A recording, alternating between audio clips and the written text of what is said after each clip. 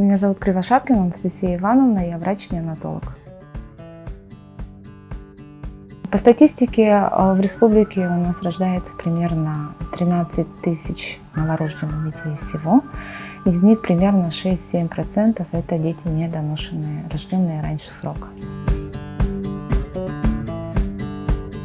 Да, такие дети, к сожалению, не могут противостоять инфекции. Они подвержены очень быстрому инфицированию.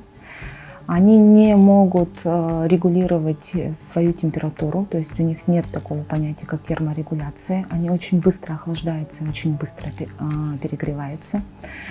Такие дети должны выхаживаться только в специальной медицинской аппаратуре, они называются кувезами, которая поддерживает не только температуру, но и влажность.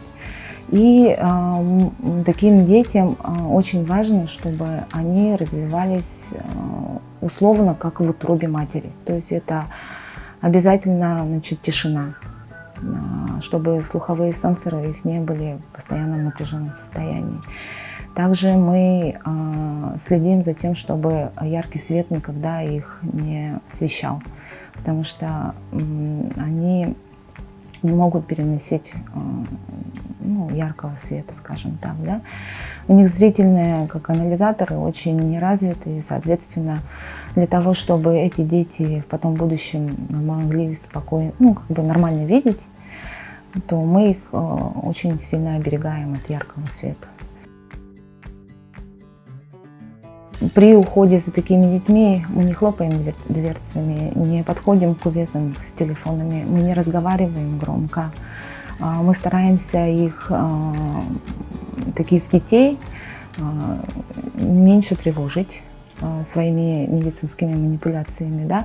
Даже уход, он четко обоснован. То есть даже смена пеленок, памперсов, это все такое в регламентированное время. И стараемся поддерживать тепло. В первую очередь мы одеваем им носочки, шапочку сразу после рождения практически, да, одеваются, чтобы они не могли, чтобы у них было меньше теплопотерь, чтобы они нормально, спокойно развивались. И у нас есть такое понятие, как свободное пеленание, то есть мы их туго не завязываем, они находятся в свободном таком движении.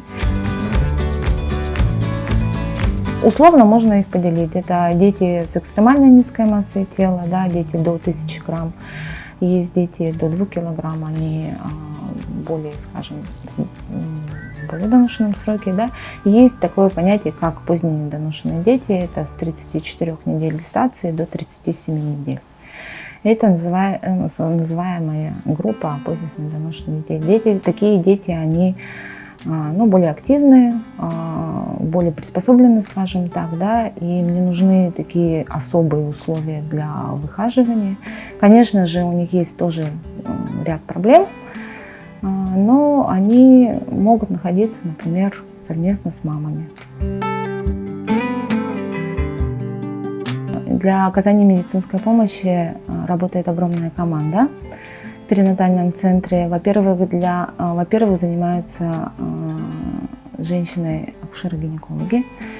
Начиная с момента постановки на учет женщины, это поликлиническая помощь, да, консультативная помощь женщинам, а дальше уже ближе к родам, получается, женщина поступает в перинатальный центр, и там она уже попадает, скажем, в родовый блок.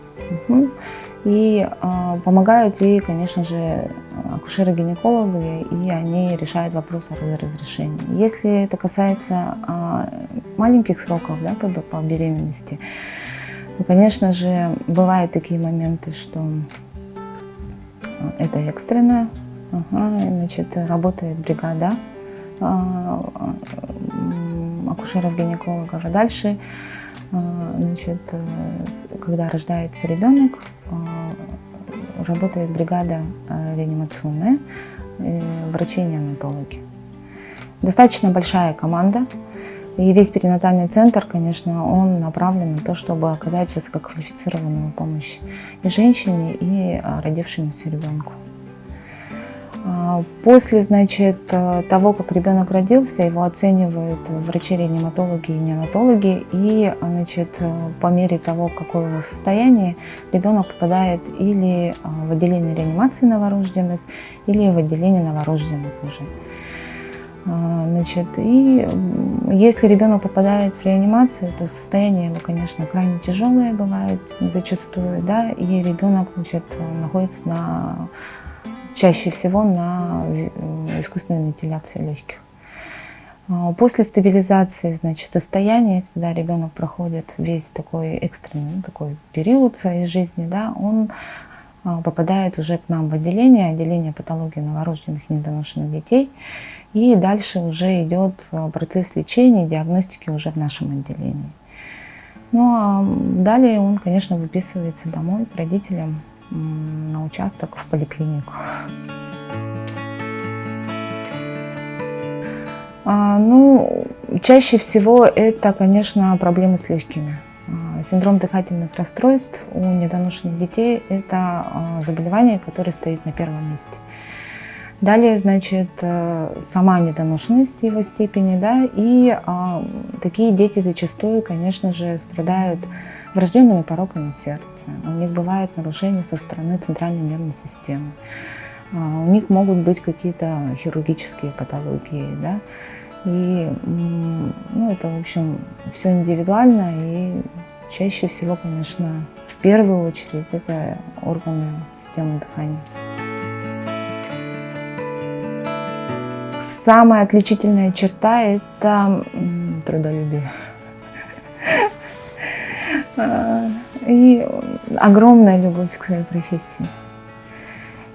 А по чертам характера я бы сказала, что это неспешность, спокойствие и очень такая, как сказать, скрупулезность работы. Ну и, конечно же, мы работаем не только с детьми, с новорожденными детьми, но и тесно контактируем с мамами.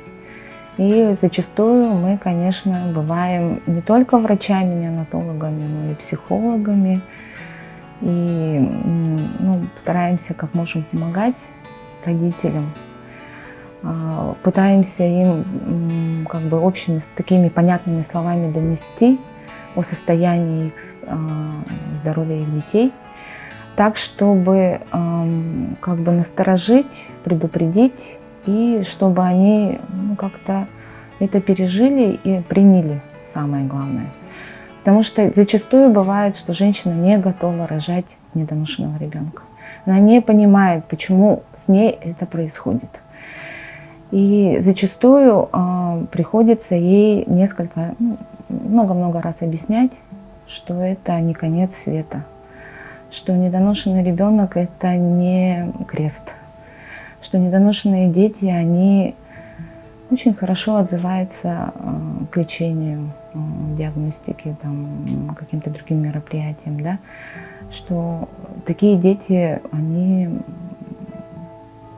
после того, как они, скажем, выздоравливают, да, они становятся такими же, как и все остальные. Они очень быстро догоняют своих сверстников, зачастую, в большинстве своем случаев, да, если не касается каких-то очень тяжелых осложнений или поражений, да, или заболеваний.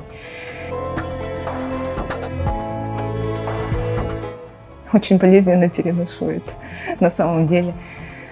Как-то со временем привыкаешь, конечно, да, но когда ребенок лежит не неделю, а месяцами, а бывает, что по 3-4 месяца этот ребенок находится у нас в отделении, тут уже прикипаешь к этому ребенку не только потому, что он твой пациент.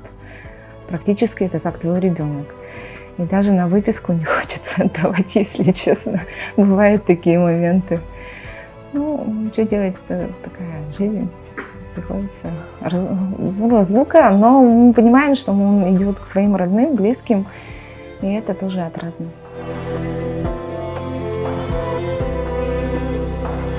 Родители отправляют фотографии своих детей, какие они были в реанимации у нас в отделении патологии новорожденных, какие они были маленькие, беззащитные. и какие стали вот по истечению там, нескольких месяцев, а может быть и лет. И мы видим воочию плоды своих трудов, видим, какие они прекрасные, здоровые дети, и очень отрадно как бы читать комментарии родителей о том, что они очень благодарны нашим врачам, неонатологам, реаниматологам, всем специалистам, которые работают. Да. Таким вот образом мы получаем позитивные мысли родителей, видим фотографии детей, видим, как они растут, развиваются, и как они улыбаются, и как они радуют своих близких.